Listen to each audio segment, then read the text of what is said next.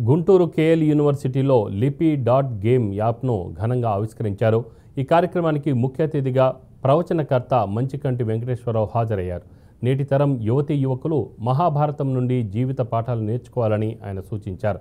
అందరూ లిపి dot game యాప్ను మొబైల్ ఫోన్లో డౌన్లోడ్ చేసుకోవాలని కోరారు.